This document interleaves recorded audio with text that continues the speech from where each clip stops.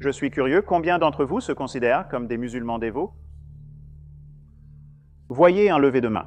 Je ne veux pas singulariser quelqu'un, mais pas beaucoup. Maintenant, vous savez tous que le Coran existe et affirme être la parole parfaite du Créateur de l'univers.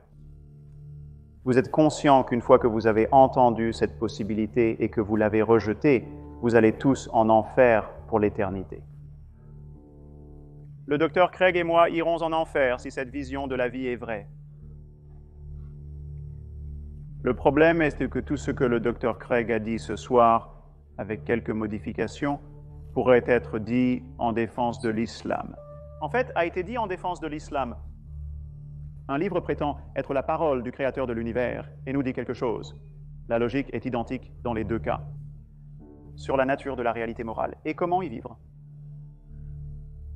Et que se passe-t-il si les musulmans ont raison? Et si l'islam était vrai? Comment devrions-nous percevoir Dieu en termes moraux? Comment percevrions-nous Dieu en termes moraux, ou devrais-je dire Allah? Nous sommes nés au mauvais endroit, avec de mauvais parents, une mauvaise culture et une mauvaise théologie. Inutile de dire que le docteur Craig est condamné. Il a été complètement confus par le christianisme. Appréciez simplement la mauvaise position dans laquelle il se trouve maintenant pour apprécier la vraie parole de Dieu. La science m'a totalement induit en erreur. Où est la compassion d'Allah? Et pourtant, il est omnipotent. Il pourrait changer cela en un instant. Il pourrait nous donner un signe qui convaincrait tout le monde dans cette pièce. Et pourtant, il ne va pas le faire. Et l'enfer attend. L'enfer attend nos enfants à cause de nos infidélités. Maintenant, gardez simplement cette vision à l'esprit et appréciez d'abord combien peu de sommeil vous avez perdu à cause de cette possibilité. Ressentez simplement en vous à cet instant combien vous êtes insouciant et continuerez à l'être face à cette possibilité. Quelles sont les chances que nous allions tous en enfer pour l'éternité parce que nous n'avons pas reconnu le Coran comme étant la parole parfaite du Créateur de l'univers? Sachez que c'est exactement ainsi que le christianisme apparaît à quelqu'un qui n'a pas été endoctriné par celui-ci.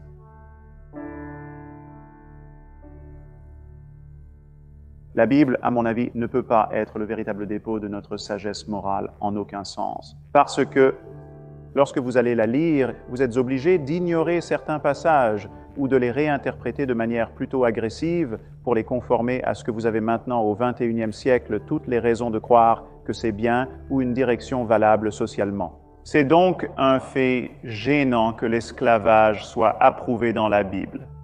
Il est explicitement approuvé dans l'Ancien Testament et il n'est certainement pas répudié dans le Nouveau, n'est-ce pas? Et Jésus a dit aux esclaves de servir leur maître et de servir particulièrement bien leur maître chrétien. Le fait que vous et moi pourrions améliorer la Bible avec très peu de réflexion, simplement en enlevant, si nous enlevions simplement les pires passages qui n'ont aucun contenu rachetable possible, cette année, comme tout autre, n'est-ce pas? La Bible est déjà améliorée, donc le fait que nous pourrions la modifier à l'avantage de quiconque est un problème pour l'idée que cela a été écrit par un être omniscient et ne doit pas être supplanté par aucun effort humain maintenant ou dans les générations à venir. Ce problème ne concerne pas seulement la Bible, mais aussi le Coran. Et cette notion de révélation est ce qui nous y amène. Maintenant, si vous allez traiter tous les livres comme le produit de simples esprits humains, brillants ou non, et que chaque étagère dans la librairie ou la bibliothèque a le même statut par rapport à la provenance simplement mortelle de ces idées, alors c'est bien. Vous pouvez choisir les meilleures idées et être attaché de manière servile. Vous savez, la République de Platon, et cela peut être votre livre préféré. Mais ce que l'Apocalypse vous apporte, c'est cette notion que non, ce n'est pas juste un livre, n'est-ce pas? C'est le produit de l'omniscience à un certain niveau. Et cela vous lie les mains intellectuellement parce que vous êtes alors forcé de faire ces contorsions acrobatiques autour de passages qui n'ont clairement aucune bonne application maintenant et n'en avaient même pas une bonne application à l'époque. Et quand vous le voyez de l'autre côté, quand vous pensez à quel point un livre serait bon si un être omniscient l'écrivait, je veux dire, il est très facile de voir ce qui pourrait y être qui nous étonnerait encore. Il serait facile de trouver des preuves, basées sur le moment de l'émergence de la Bible, montrant qu'elle n'aurait pas pu être le produit de simples esprits humains. Or, il n'y a rien de tel dans la Bible.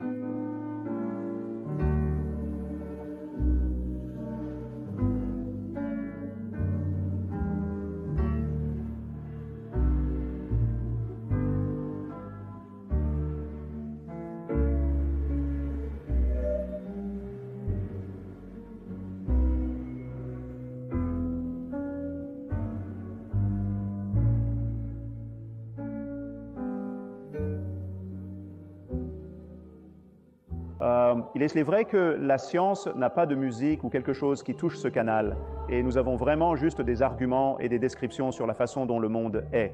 Mais je pense que c'est quand quelque chose compte vraiment que les gens ont tendance à vouloir la vérité. Il y a simplement le fardeau de communiquer la vérité, surmonter les barrières du dogmatisme est souvent impossible, mais les gens ne veulent pas que leurs enfants meurent. Donc les gens veulent savoir pourquoi leurs enfants tombent malades, et dans la mesure où nous pouvons plaider pour la vaccination, disons que ce qui est humiliant, c'est que même plaider pour la vaccination est sacrément difficile dans ce monde. Et Internet a permis ce genre de pensée conspirationniste et de pseudo-science d'une manière qui serait impensable sans Internet. Il est donc difficile de parler même de choses très importantes pour lesquelles il y a une montagne de données, quand les gens peuvent simplement vivre dans une chambre d'écho et ne pas vraiment considérer les preuves. Je ne suis pas d'accord sur un détail. Vous avez affirmé que la science n'a pas de musique. Mais je pense... Une des choses qui ne cesse de me ravir, c'est la merveilleuse écriture scientifique qui existe, Richard étant un aussi grand artiste en la matière que quiconque dans le monde. Et c'est inspirant. Cela a un effet émotionnel sur les enfants et les adultes, et je pense que nous devrions le reconnaître et l'honorer. Ouais.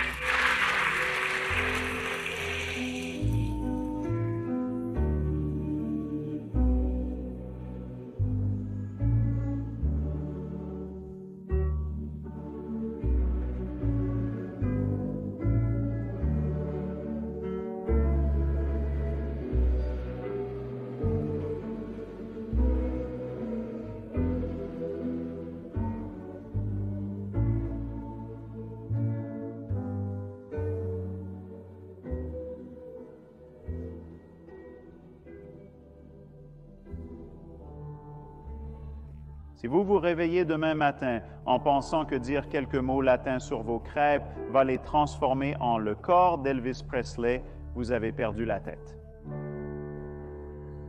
Mais si vous pensez plus ou moins la même chose à propos d'une hostie dans le corps de Jésus, vous êtes simplement un catholique. C'est pour moi la véritable horreur de la religion. Elle permet à des milliards de personnes parfaitement décentes et saines d'esprit de croire ce que seuls des fous pourraient croire par eux-mêmes.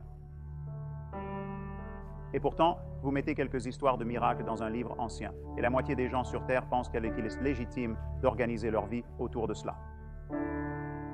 Quelqu'un d'autre voit-il un problème avec ça? Et je ne suis pas la première personne à le remarquer, que c'est un type d'amour de Dieu très étrange qui ferait dépendre le salut de la croyance en lui sur de mauvaises preuves.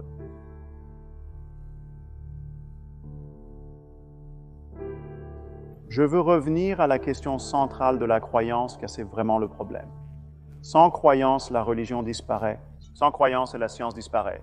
Nous évoquons des affirmations et leurs preuves. Nous parlons de ce que vous pensez être vrai sur la nature de l'univers. Vous ne croyez probablement pas en Zeus. Si quelqu'un disait ici que Zeus était le plus grand scientifique, vous n'applaudiriez pas. Parlons honnêtement de ce que nous pensons être vrai. La vérité, c'est que la religion telle que nous en parlons, l'islam, le christianisme, le judaïsme, est basée sur l'affirmation que Dieu dicte certains livres. Il ne code pas de logiciel, il ne produit pas de films, il ne compose pas de symphonies, il est un auteur. Et cette affirmation a acquis de la crédibilité parce que ses livres sont considérés comme si profonds qu'ils n'auraient pas pu être écrits par des auteurs humains. Considérons un instant notre traitement différent des revendications scientifiques, textes et découvertes. Isaac Newton s'est isolé pendant 18 mois à partir de 1665. Sortant de sa solitude, il avait inventé le calcul infinitésimal. Il avait découvert les lois du mouvement et de la gravitation universelle. Il avait créé à lui seul le domaine de l'optique. Personne ne pense que c'était autre chose que le travail d'un homme. Après 2 siècles d'efforts des plus grands esprits, le travail de Newton a été sensiblement amélioré. Imaginez alors la difficulté d'améliorer la Bible. N'importe qui dans cette pièce pourrait améliorer ce texte prétendument infaillible scientifiquement, historiquement, théoriquement et spirituellement en un instant. Si Dieu nous aime et voulait nous guider avec un livre de moralité, il est très étrange qu'il nous ait donné un livre qui soutient l'esclavage, qui exige que nous assassinions des gens pour des crimes imaginaires comme la sorcellerie. La véritable base de l'espoir dans notre monde est la conversation sans fin, et la religion a brisé notre monde en communautés morales concurrentes. Ce dont nous devons nous convaincre, c'est que l'amour et la curiosité nous suffisent, et que l'honnêteté intellectuelle est la gardienne de cela.